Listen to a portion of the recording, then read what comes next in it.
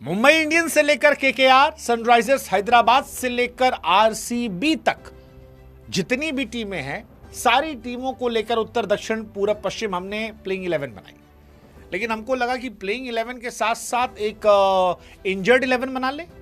हाँ, मतलब क्योंकि खिलाड़ी बहुत बाहर हो रहे हैं, खिलाड़ी बाहर भी हो रहे हैं और खिलाड़ी नाम भी ले रहे हैं। जैसे बेन डकेट ने आईपीएल 2026 से नाम वापस ले लिया। मेरे को थोड़ा हैरानी हुआ क्योंकि केएल राहुल के साथ मैं उनको ओपन करवा रहा था।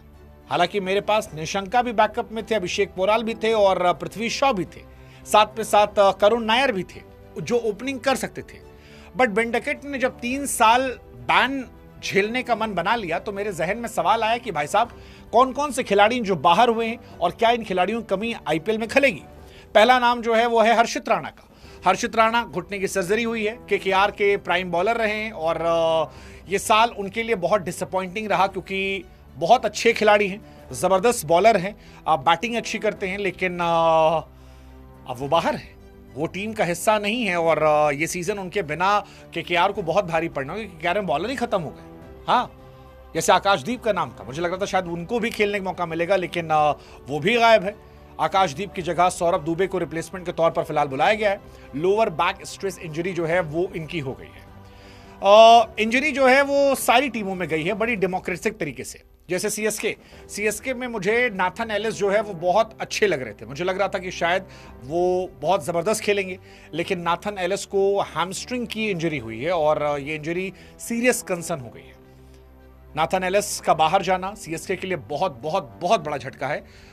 स्पेंसर जॉनसन क्या वो कमी पूरी कर पाएंगे, देखने वाली बात होगी, लेकिन स्पेंसर जॉनसन है, बर्गर कोई एक उनके पास है।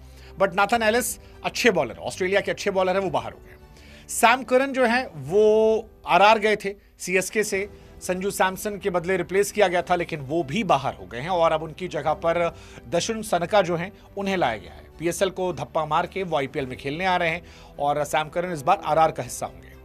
जैक एडवर्ड जो है एसआरएच में थे वो भी बाहर हो गए हैं और एसआरएच में तो पहले से गेंदबाज नहीं है, जो है थोड़े बहुत वो भी बाहर हो गए हैं, उनसे कोई फर्क नहीं पड़ा। डेविड नाम के एक प्लेयर है जिनके बारे में जानकारी कम है, वो यहां पर आए हैं।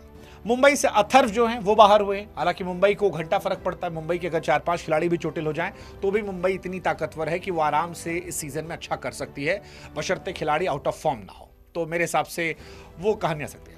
इसके अलावा कई खिलाड़ी जो चोटिल है, मतलब शुरुआती मैचेस में, जैसे पैट कमिंस जो है सारे कैप्टन जो रहे वो अभी चोटिल हैं, बाद में आएंगे। मिचेल स्टार्क जो हैं वो शुरुआती दौर में नहीं है, कहा जा रहा है वर्कलोड मैनेजमेंट के चलते वो नहीं आएंगे। जॉर्ज हेजलवुड जो हैं वो शुरू में नहीं है, हैमस्ट्रिंग की उन्हें परेशानी है, बड़ा झटका है हेजलवुड आरसीबी के लिए, स्टार्क जो है डीसी के लिए और एसआरएच के लिए पैट कमिंस, क्योंकि पैट कमिंस अगर होते तो शायद इनकी बॉलिंग फिर भी थोड़ी सी संयमित होती, बिना पैट कमिंस के कमजोर है।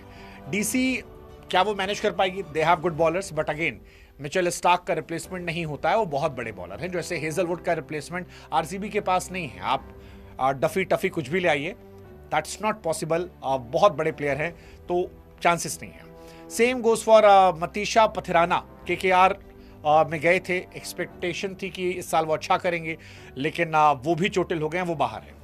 पंजाब से लॉकी फर्ग्यूसन जो हैं वो शुरुआती दौर में लीव पर हैं, बाद में आएंगे, तो वो एक बहुत बड़ी परेशानी हो सकती है। बेन डकेट जो हैं फिलहाल सीजन से ही गायब हो गए, 3 साल का बैन लेने को तैयार है। कई खिलाड़ी हालांकि आ गए, जैसे हमने बताया, सौरभ दुबे, दशन शनका ये आए हैं और क्या ये रिप्लेसमेंट हो पाएंगे? शनका हालांकि बैटिंग अच्छी करते हैं, गेंदबाजी तो मीडियोकर हैं, बट बैटिंग ठीक ठाक वो कर लेते हैं, तो हो सकता है वो कमाल कर दें। मतीशा पथिराना का रिप्लेसमेंट अब तक नहीं आया है, हर्षित राणा का रिप्लेसमेंट नहीं आया है। क्या इनका कोई रिप्लेसमेंट आएगा? केकेआर ने सौरभ दुबे को बुलाया है, बाएं हाथ के तेज गेंदबाज सौरभ दुबे आकाशदीप की जगह वो आ रहे हैं, विदर्भ से खेलते हैं और सनराइजर्स का हिस्सा थे। अब तक डेब्यू नहीं किया है, लेकिन एक टैलेंटेड बॉलर बताया जा रहा है कि गेंद स्विंग कराते हैं, अच्छी उछाल है और राहुल द्रविड़ के साथ बांग्लादेश दौरे पर उन्हें करीब से देखा गया था, तब वो इमर्जिंग एशिया कप टीम में थे। हालांकि मिनी ऑक्शन में वो अनसोल्ड थे, 30 लाख की बेस प्राइस थी, लेकिन अवेलेबल प्लेयर में वो थे और इसी वजह से उन्हें यहां पर चुन लिया गया। केकेआर ने अब तक किसी रिप्लेसमेंट का ऐलान नहीं किया, कब होगा कैसे होगा पता नहीं, बट ये भी इंटरेस्टिंग चॉइस होने वाला है कि कौन आता है क्या आता है। हर्षित राणा बड़े बॉलर हैं, आईपीएल 2024 में 19 विकेट, 2025 में 15 विकेट, वैभव अरोड़ा पर काफी जिम्मेदारी होगी। क्या वैभव वो इम्पैक्ट डालेंगे? लेट्स सी, लेट्स होप होता है। बट पथराना केकेआर के लिए परेशानी वाला होगा। 18 करोड़ में खरीदा गया था और अभी तो कहा जा रहा नहीं है। हालांकि कुछ लोग कह रहे हैं कि आ सकते हैं, मतलब एक फोटो तो आई थी सोमवार को, उनके मैनेजर ने केकेआर की जर्सी में डाला था, तो कुछ लोग कह रहे हैं कि हो सकता आ जाए। केकेआर ने फिलहाल ब्लेसिंग मुजरबानी को अपने साथ जोड़ा है मुस्तफिजुर रहमान के रिप्लेसमेंट के तौर पर। Again it's a good choice, but let's see how much he will be impactful. Shanaka जो है वो पीएसएल छोड़कर आईपीएल में आए हैं सैम करन की जगह पर, तो पीएसएल क्या ही पीएसएल खेलते, मतलब वहाँ खेलना कुछ है ही नहीं। बट ठीक है, बढ़िया है, देखते हैं। आप बताओ किसके जाने से सबसे बड़ा झटका लगे किसे? आई थिंक पैट कमिंस का झटका बड़ा है, वो टीम को यूनाइट करते थे, वो एक बड़ा झटका है। केकेआर का झटका बड़ा है, केकेआर में 2-3 प्लेयर जाना बाहर। केकेआर आई थिंक सबसे बड़ा झटका है मेरे हिसाब से, क्योंकि हर्षित राणा, देन आपके पथिराना और फिर आकाशदीप, तीनों का एक साथ जाना आई थिंक वो बड़ा झटका है, क्योंकि तीनों बॉलर बाहर हुए। किसी भी टीम के अगर 3 बॉलर बाहर हो जाते हैं तो थोड़ा टफ होता है। आप बताओ आपको क्या लगता है किस टीम को सबसे ज्यादा कमजोर होना पड़ा उसके टोटल प्ले की वजह से? मेरे हिसाब से ये 3 शायद केकेआर।